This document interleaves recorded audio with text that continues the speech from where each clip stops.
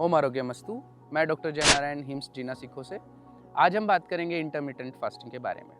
तो सबसे पहले हमें जानना होगा कि इंटरमिटेंट फास्टिंग क्या है।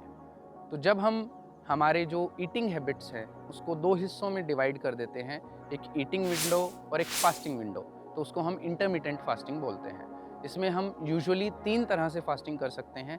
पहला, जिसको हम बोलते हैं 16:8 मेथड, जिसमें हम दिन के सिर्फ 8 घंटे जो हैं, यानी सुबह के 8 बजे से लेकर के शाम को 6 बजे तक, यानी सूर्यास्त से पहले तक खाना खाते हैं। उसके बाद 6 बजे से सुबह 8 बजे तक कुछ भी नहीं खाते हैं, सिर्फ पानी पीते हैं, तो उसको हम 16:8 मेथड वाला फास्टिंग कह सकते हैं। इसके अलावा दूसरी तरह से इंटरमिटेंट फास्टिंग जो की जाती है उसको बोलते हैं 1 मील अ डे, जिसमें हम दिन में सिर्फ 1 मील लेते हैं और वो भी प्रेफरेबली या तो ब्रेकफास्ट या फिर हम लंच कंज्यूम करते हैं।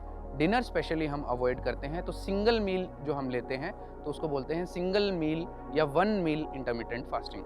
और इसका तीसरा तरीका होता है जिसमें हम 5:2 डेज स्प्लिट करते हैं, जिसमें हम एक वीक में 5 दिन खाना खाते हैं और 2 दिन फास्टिंग करते हैं। तो अब इंटरमिटेंट फास्टिंग के बारे में तो हमने जान लिया, लेकिन इसके फ़ायदे क्या हैं? तो इंटरमिटेंट फास्टिंग करने से हमारी बॉडी में एक फेनोमेना डेवलप होता है जिसको ऑटोफेजी बोलते हैं।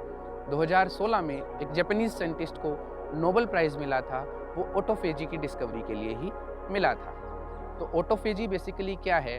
हमारी बॉडी के सेल्स जो टॉक्सिन्स जमा होते हैं उनको ईट अप करना शुरू कर देती है, जिसको हम ऑटोफेजी कहते हैं। तो जब हम इंटरमिटेंट फास्टिंग करते हैं तो हमारी बॉडी में स्टोर्ड फैट्स का जो रिजर्व है वो ख़त्म होने के बाद हमारी बॉडी अपने शरीर में जो टॉक्सिन्स इकट्ठे होते हैं या जो ख़राब सेल बने होते हैं उनको कंज्यूम करना, उनको डाइजेस्ट करना शुरू कर देती है, जिसको हम ऑटोफेजी बोलते हैं।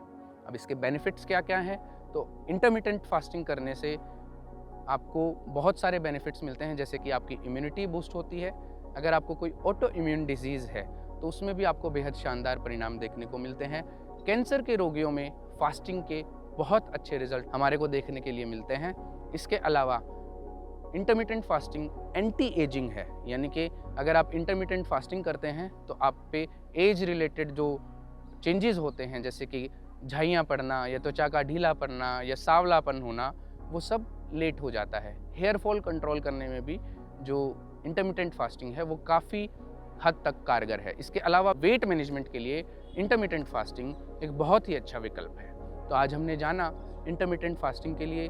जुड़े रहिए हमारे साथ, हम आगे और भी ऐसे बहुत से विषयों पर चर्चा करते रहेंगे। तब तक अपना ध्यान रखें, स्वस्थ रहें। ओम आरोग्यमस्तु।